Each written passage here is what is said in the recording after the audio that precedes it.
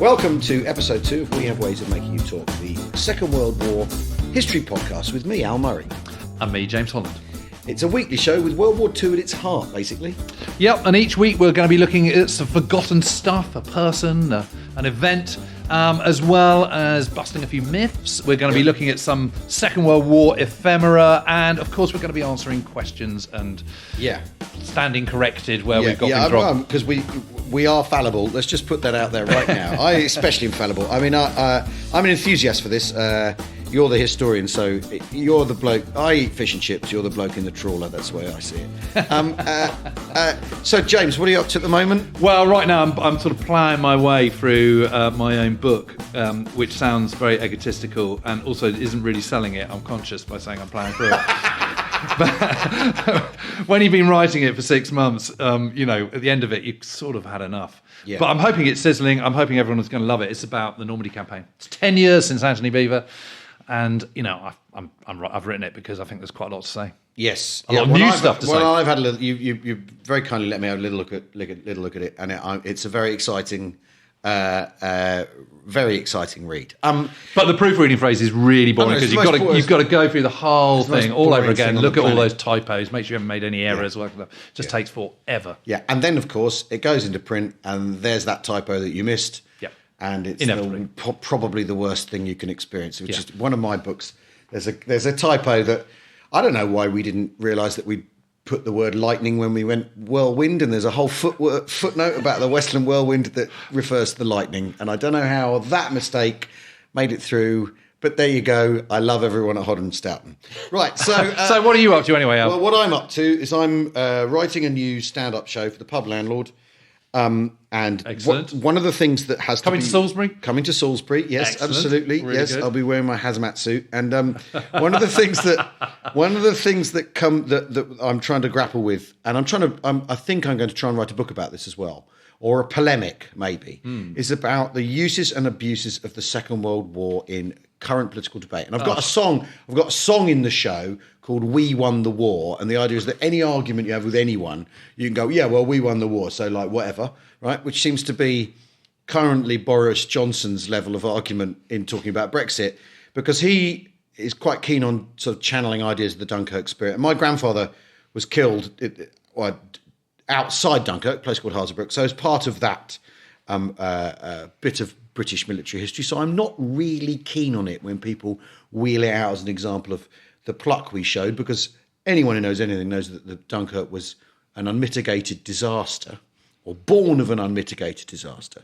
It's a miracle, but it's a disastrous miracle. So, I think that's not a controversial thing to say. So, well, I think we should have a whole separate podcast on Dunkirk at some point. Yeah. We can deconstruct the movie. We can talk about it. We can talk about that. I mean, from my humble opinion, Dunkirk that week from Sunday the 26th of June to the following Sunday is probably one of the most dramatic, pivotal, eventful weeks in British history ever. Yeah, although it falls squarely into a pattern of army emanating from these islands runs into trouble defending Britain's strategic, or the England, or whatever you want to call it, because this is the Elizabethans. The Elizabethans had to get out of Flanders in a rush a couple of times, so it's an entirely traditional event. Dunkirk. It's expeditionary force runs into trouble, has to escape at breakneck speed, basically.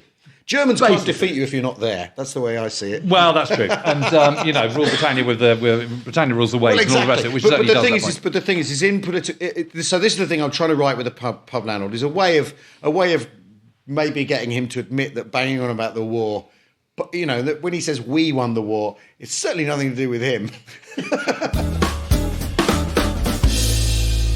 We'll be exploring this most extraordinary period of world history through ephemera, through forgotten stories, and, of course, trying to answer your questions. So, right then, we've had some amazing ones come in. Well, yes, people came to the hashtag like flypaper. And John Lowe asks us a counterfactual question. And the Second World War, obviously, one of the reasons people really love it is it offers tantalising counterfactuals of every kind. Do you think Germany would have won the Second World War if Hitler had waited a couple of years before invading Poland?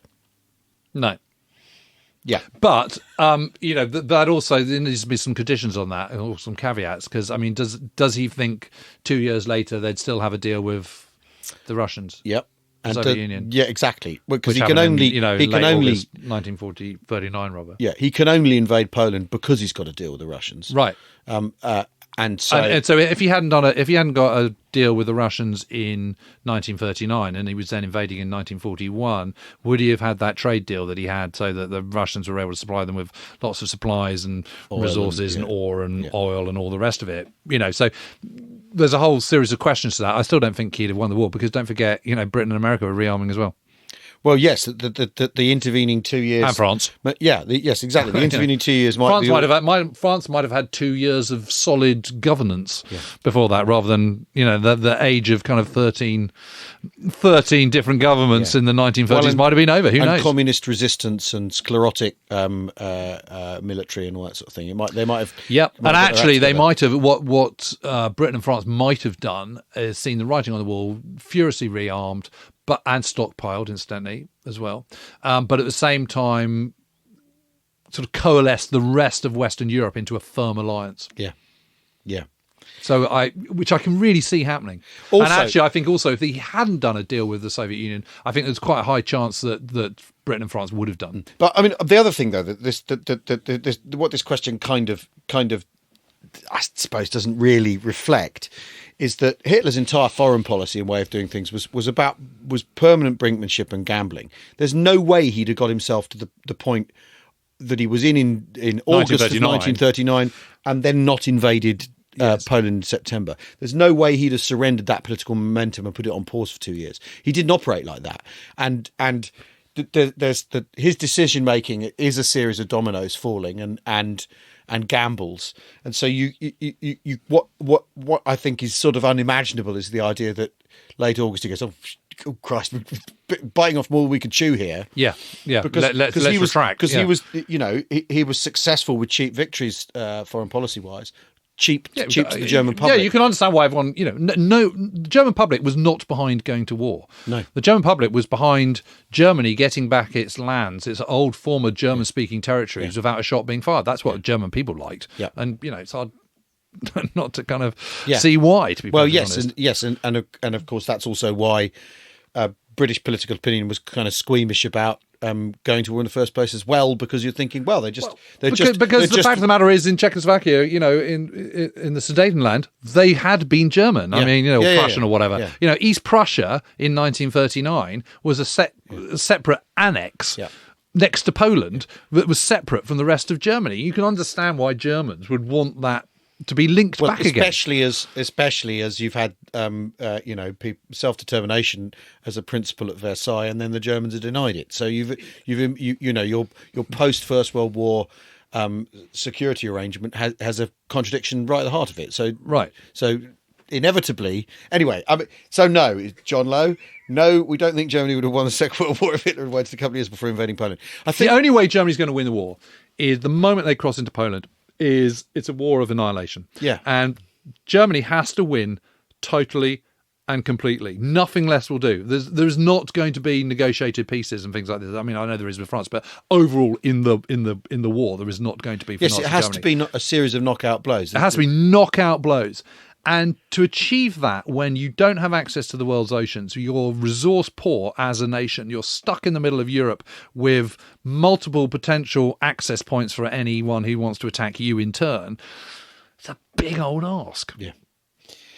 They look scary, they look frightening, they have lots of rallies, but that doesn't mean to say they're quite as scary and frightening as, enough to be able to win global conflicts. Okay. So no, John.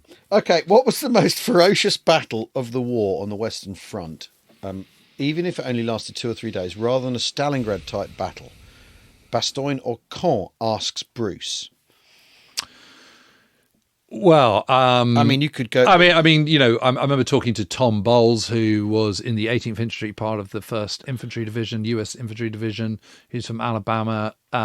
He went all through North Africa, all through Sicily, all through Normandy, and he said the absolute worst experience he ever had was Aachen by a country mile. He said it was absolutely terrible. Having said that, Hurtgen Forest also was pretty brutal. Yes, Hurtgen Forest, yeah. But Normandy, if you take up all the casualties, German, Canadian, British, Polish, French, of course, civilian and otherwise, and American, and divide that total by the number of days of the campaign, the battle, which is 77, you get a figure of 6,675, which is worse than Passchendaele, Verdun, and the Somme in the First World War.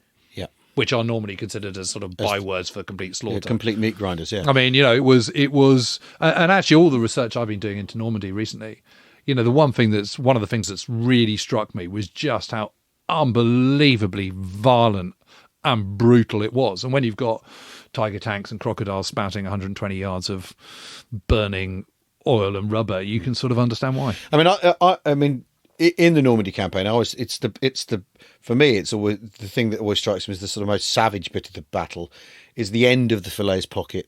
Oh, the ford at Chambois, you've had the fighting at Montormel with the Poles doing that strange sort of stand where they've kind of overextended themselves. Yep.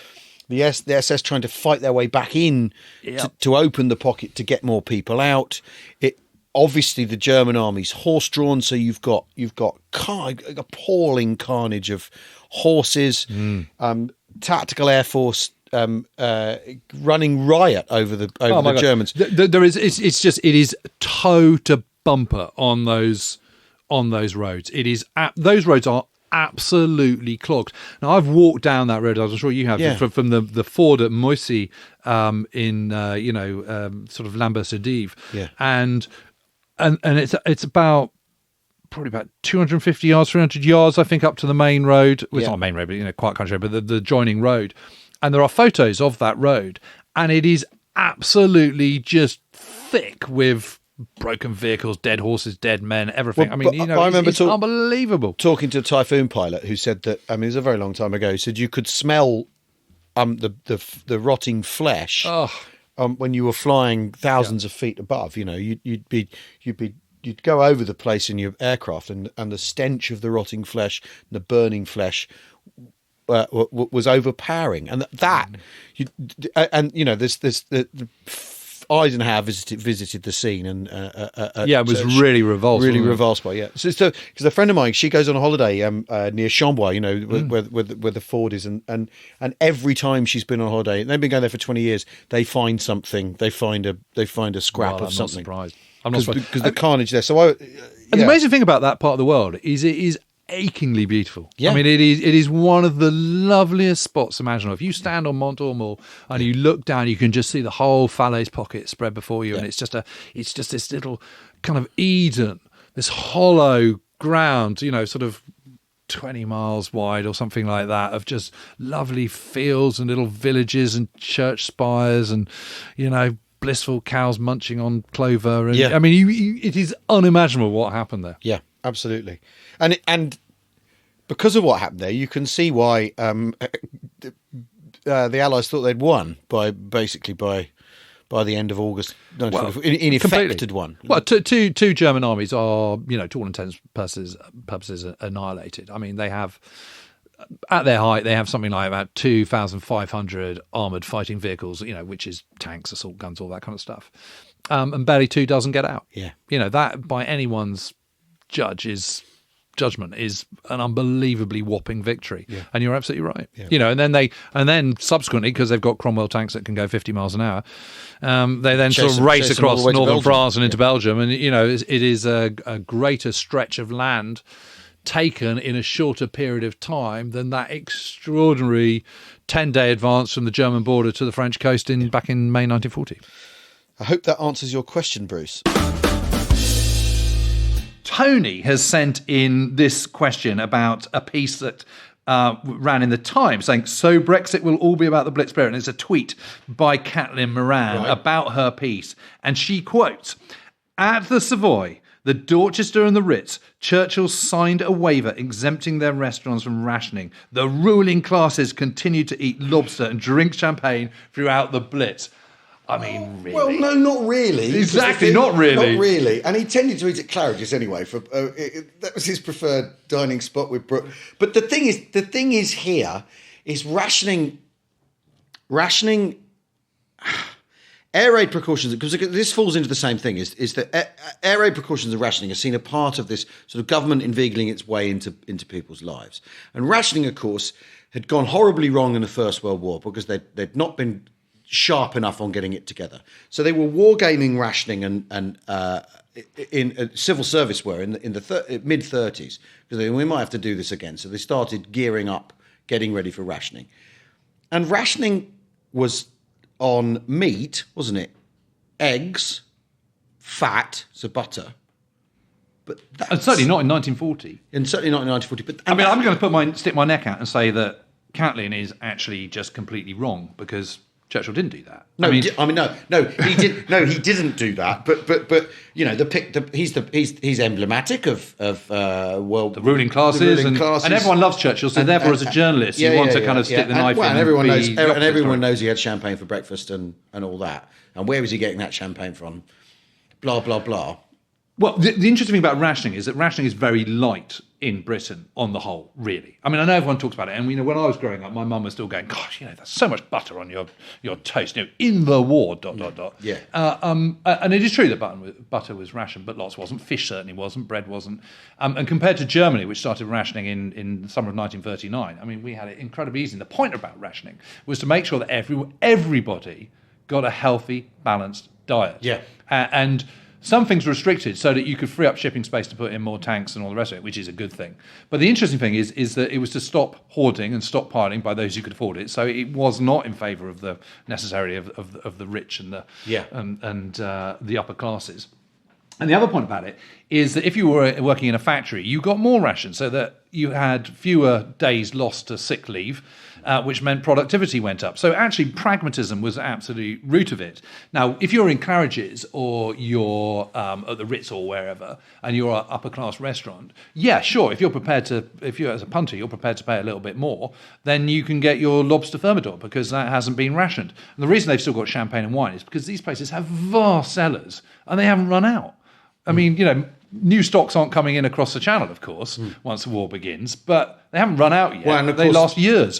And I mean, the other economic lever that those wines will be becoming more expensive, but it's rich people in those restaurants anyway. So nothing's changed with the war, nothing's changed since the war. Yeah. I mean, if you want to go and have a nice slap-up 4-course dinner at the Claridge's, it's still going to cost you. Yeah. Yes, I have done. A friend of mine used to be the chef there. Head chef there, and we did a chef's table. This is a dissolute story. At the end of one of my big tours, I took everyone who'd worked on the tour, and we went and sat in the kitchen for chef's table. And we got to the end of lunch, and the chef bet us that we couldn't keep going till dinner, and then he'd make us whatever we wanted. So he did us. We stayed put, and he did us beef Wellington with chips. They don't do chips at Claridge's, and he made us ketchup and mayonnaise. That's brilliant. But that's because I'm part of the ruling classes, of course, James, and rationing doesn't apply to that. But this line here: the ruling classes continue to eat lobster and drink champagne throughout the Blitz. Yeah, I mean, they did. But what you definitely do have in Berlin is Nazi Party restaurants, which were scandalously outside the. Because there was rationing, and of course the Nazi brass would say, "Well, we're suffering just the same as you guys." Yep. And there was a restaurant, I think in 1943, famously busted because it was a place where people were swigging champagne. And of course, if Nazism is about autarky and is about everyone's tough and no one's fat and luxurious, you've then got this public gangsterism. I mean, that's not what Catlin's talking about, but this is what that did happen in Germany. The thing that it absolutely did, and a lot of the leading Nazis were fat. I mean, there's no getting away from it. I mean, Hans Frank, he was a fat knacker. So was Goering. Martin Bormann was pretty puffy and jowly. I mean, they weren't a fit bunch. Yeah.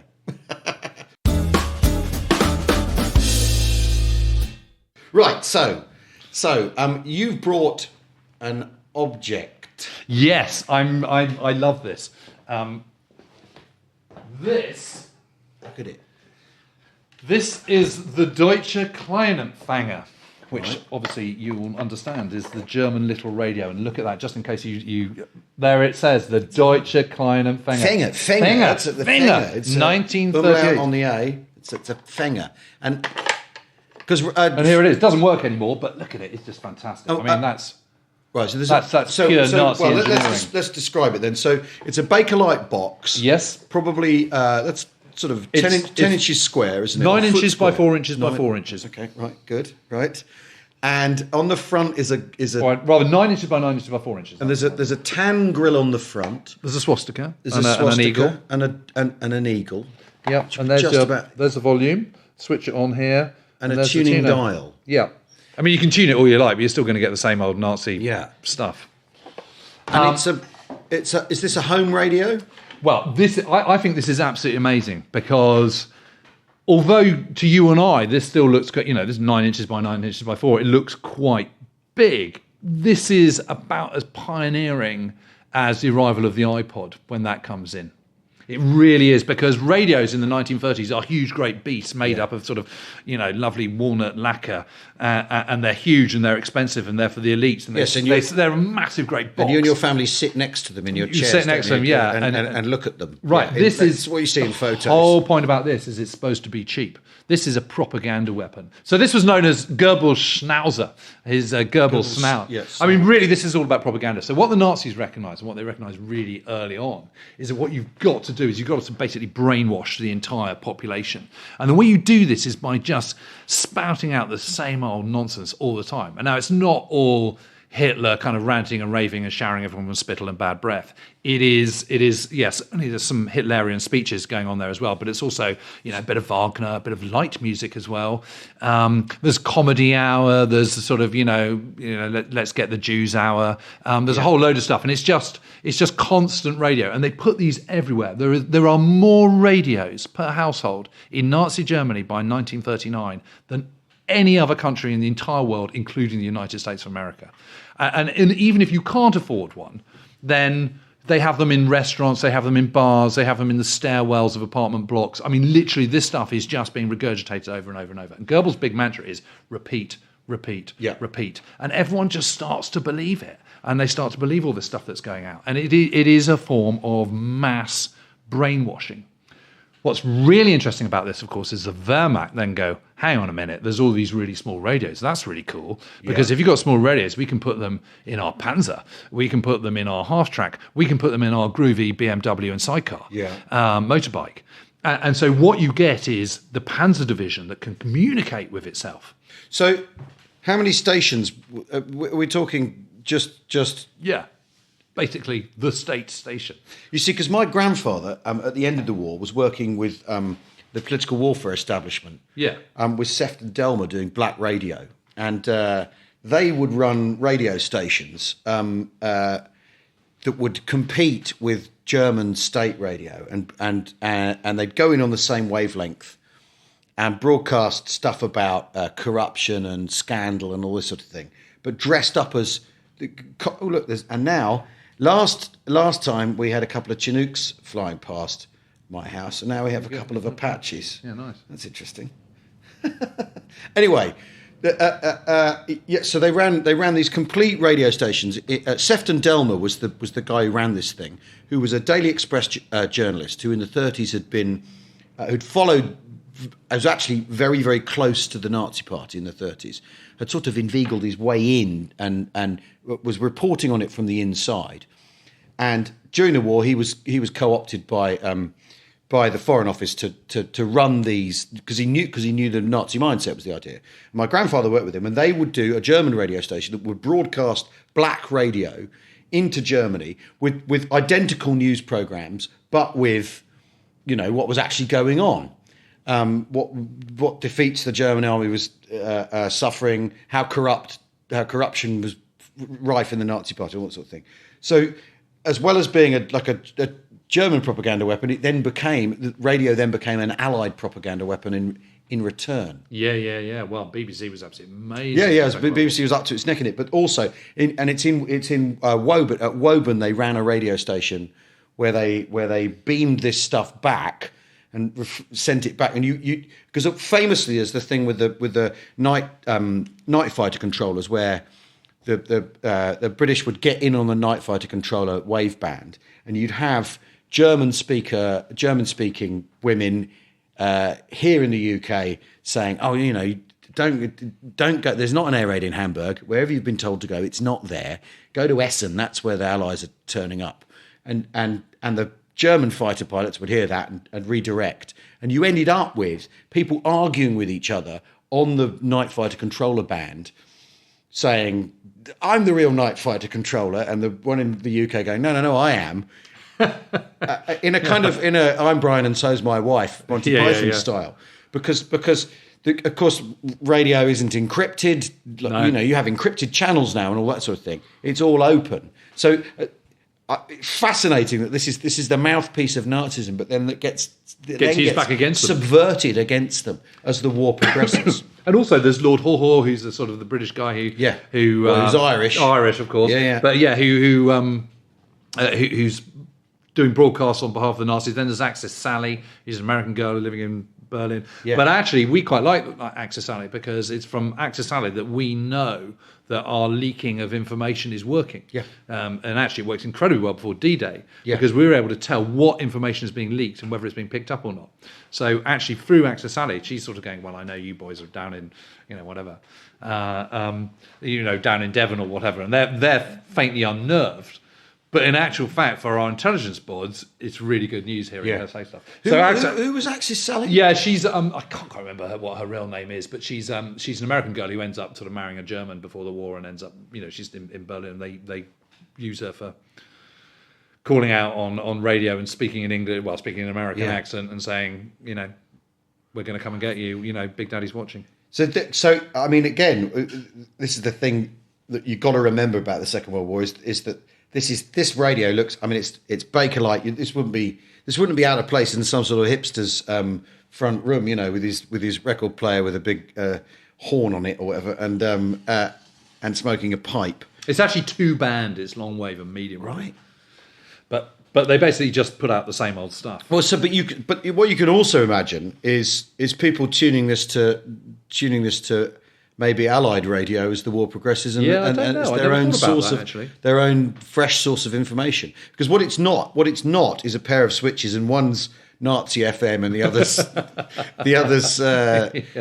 the Goering hour or whatever. But it's still amazing, isn't it, to see the swastika and the eagle? It is quite incredible, and that I think that's the other really fascinating thing about this, because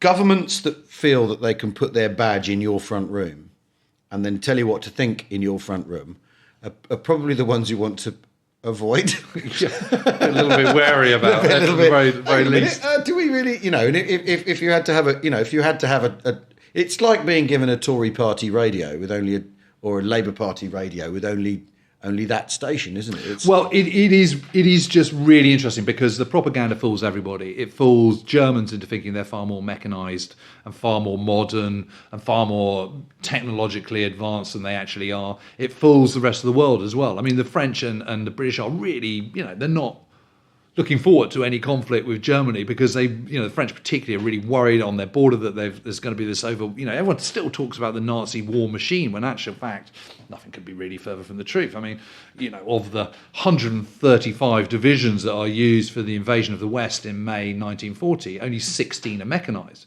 So communication far more is the most potent weapon of the Second World War that the Germans ever possess. Yes, and the French. And were then renowned for their machine guns and their aeroplanes, but it's radio is where they, in fact, reset things in 1940. Yes, because actually they're not that mechanised. I mean, it's fascinating, but if you look at Whitaker's almanac that was going on before the war, and you look at the kind of 1938, okay, it has lists of cars and how many vehicles there are per population and all the rest of it.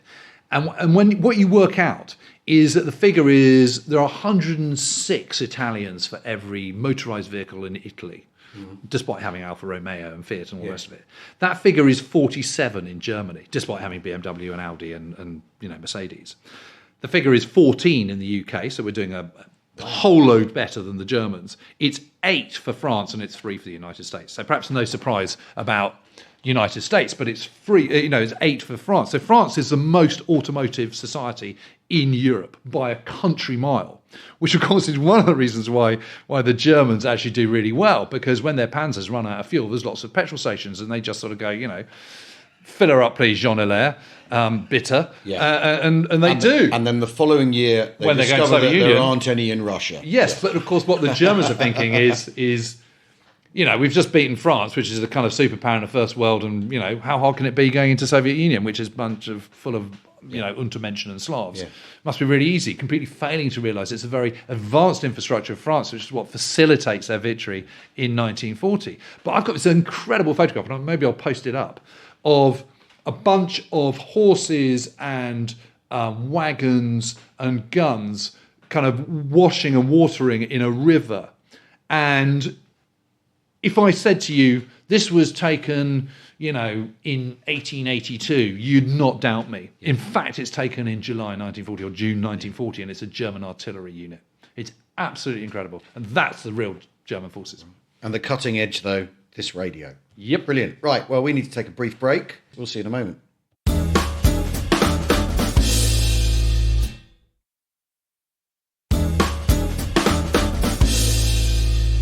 So, welcome back. And last week we had our first regular item, which is the forgotten thing of World War II. And I was beating the drum for General Francis Tucker. Yeah. Al, it's your turn this week. I think it's only fair. Well, I want to talk about 1 minute of the Second World War. Brilliant. I love that already. A minute in Madagascar. Now, even better. Now, the thing is at one point, and not for the minute, it lasted a little longer than this. Madagascar was the most strategically important place globally in the Second World War.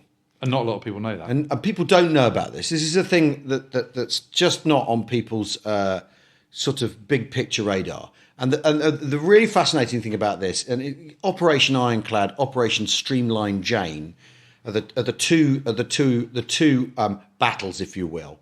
But what you've got here is a really illustrative thing about where you can have a tiny thing like this minute, which we'll get to, and a big picture, and how you can zoom in and out. And what we're talking about is Madagascar. We all know where that is. It's off the southeastern coast of below the equator. Below the equator, right? And why it's important is Singapore falls. Yes. The Japanese February 42. Exactly. The Japanese get rolling. Singapore falls. At the same time, you've got a major effort in the desert. And shipping can't go through the Mediterranean anymore. Exactly. Because the Italians have, it's access. Exactly. Some Vichy France. It's just too difficult to get shipping. And, you can't go through the Suez Canal. Yeah. And you've written a book all about how Malta, you can't get past Malta. So getting, say, these shiny new Sherman tanks you've been promised from America to the desert. And after all, the Desert War is kind of falling. I think it's Anthony Eden who said, I'd hate to be a general in one of these wars. Basically, you've got to hang on for 2 years until the stuff arrives. And 1942 is kind of the moment when the stuff starts arriving. And Sherman's first appear in the desert in 42. So, in the summer 42, I think they're just there. They're not there for Alam Halfa, I don't think, but they're there for Alamein. Yeah. So 300. Exactly. So what we're talking about is because Singapore has fallen and the Japanese are running rampant, and there are those that argue that Singapore falling is actually the end of British power. That actually from then on you've got to get the Americans involved, right?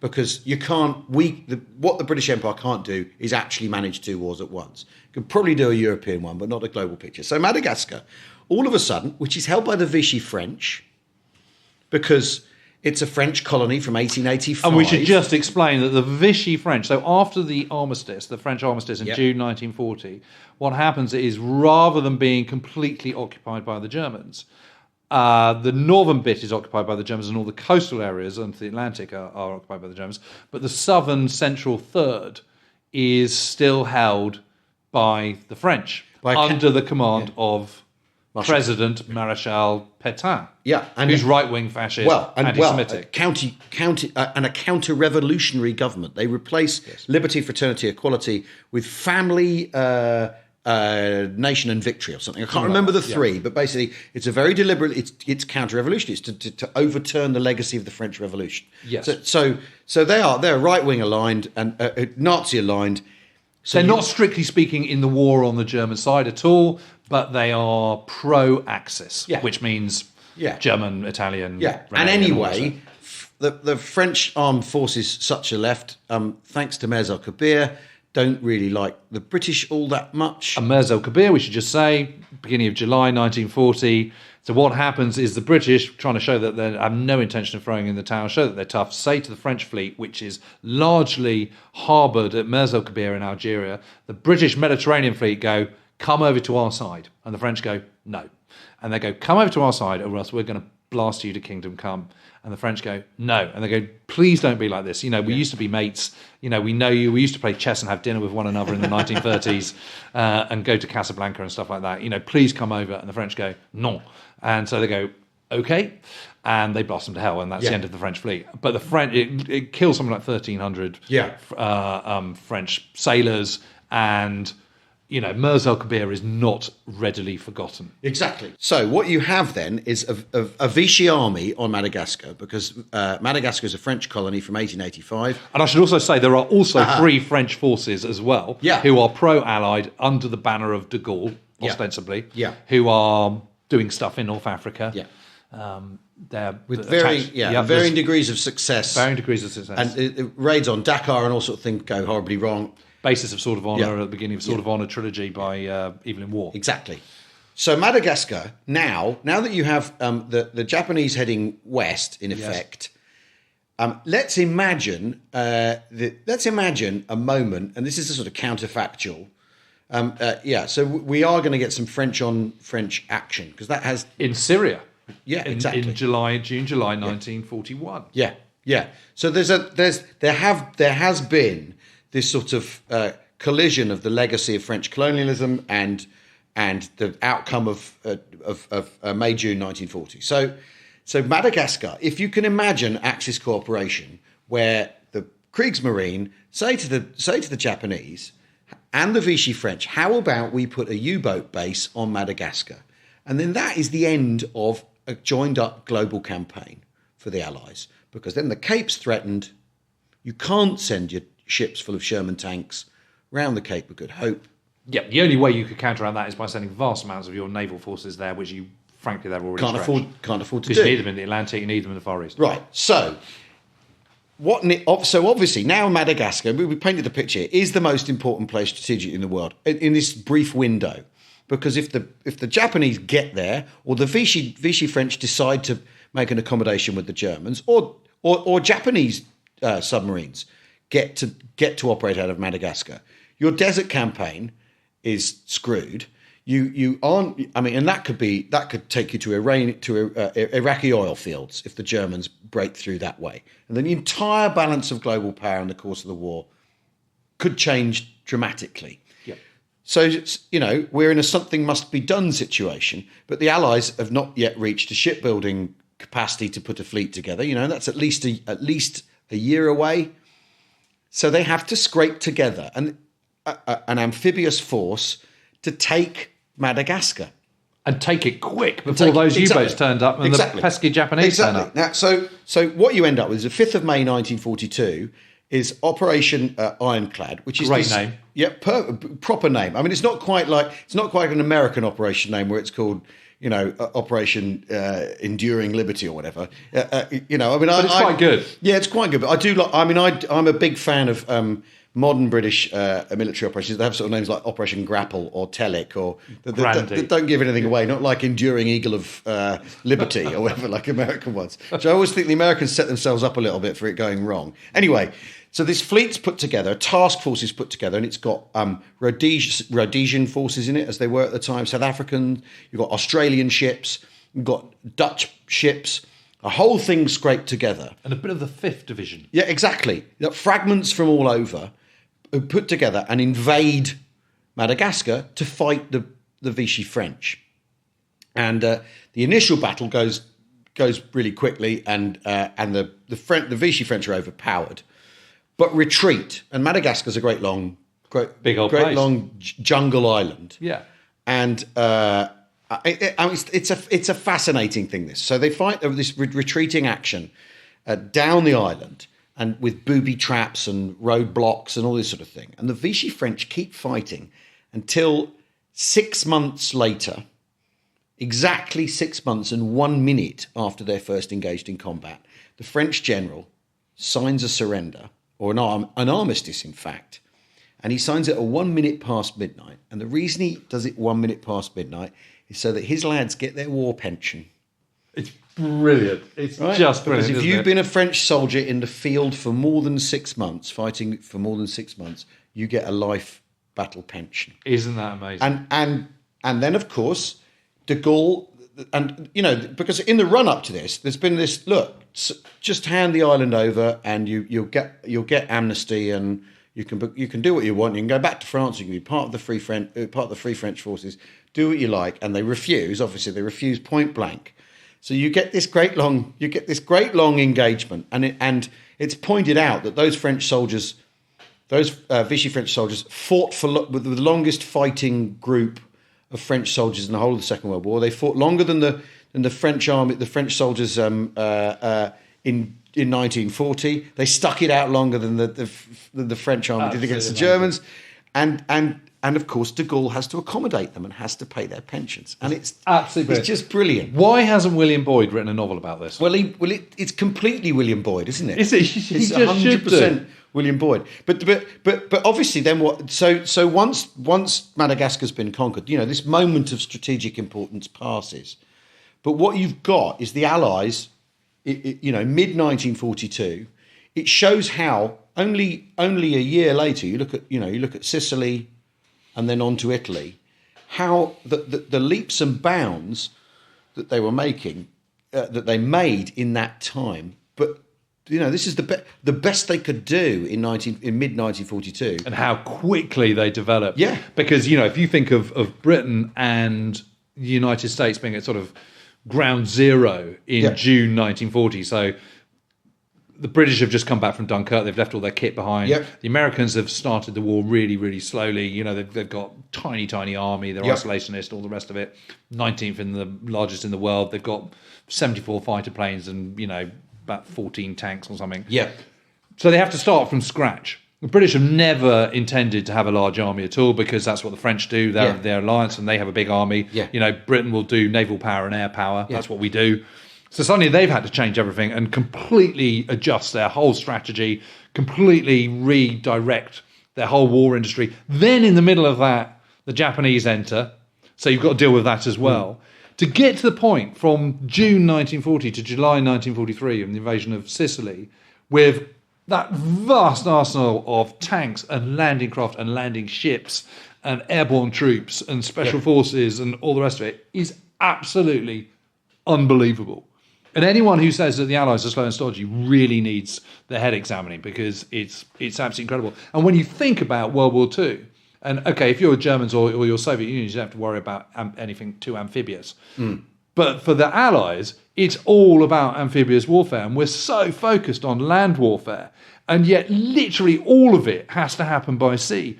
Whether you're going to North Africa, whether you're going to Sicily, whether you're going to southern Italy, D-Day, the whole Pacific campaign, all that island hopping, it's just amazing. And just the logistics of it just make your head hurt. Yeah. And actually, I'm due to be heading to Guadalcanal pretty soon, which I'm very, very excited about.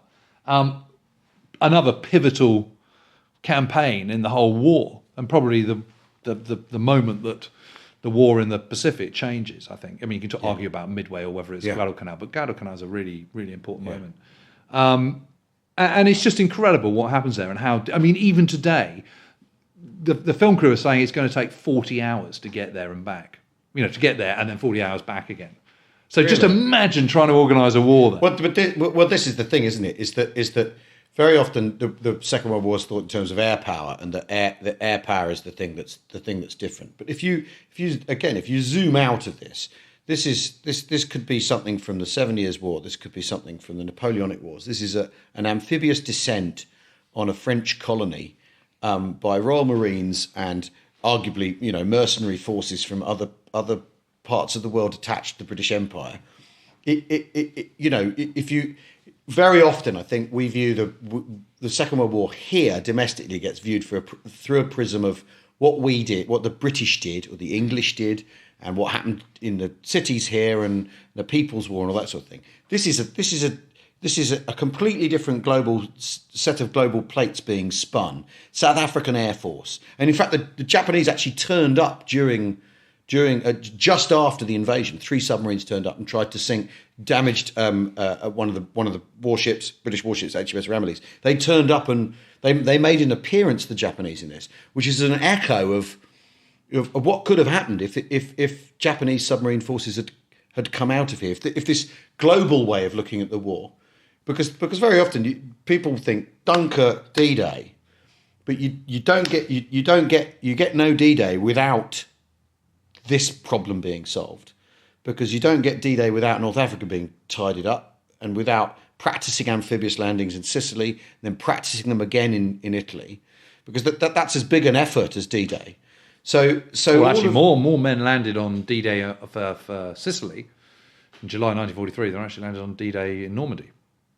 Well, there you go. So in terms of men deposited, yeah, it's the biggest amphibious invasion ever. Trumps Normandy. Well, there you go. There's a thing. But I just imagine the fried egg right over there. But just imagine you're in 5th Division. So and you're from, I don't know, maybe you're somewhere from Northern England or Central, from the Midlands. Suddenly you get out to Africa and Egypt, and that's pretty strange and different. Yeah. The next thing you know, you're on a ship and you're landing in Madagascar with all those lemurs and toucans and angry parrots and angry Frenchmen. An angry Frenchman. I mean, crikey. Well, we've travelled from the Ritz to Madagascar. I think that's enough air miles for 1 week. Please do subscribe, give us a rating and leave us a review, and send us your questions and stories. On Twitter, use the hashtag WeHaveWays. James, this has been fantastic. Thank you. Oh, thank you. See you soon, ladies and gents.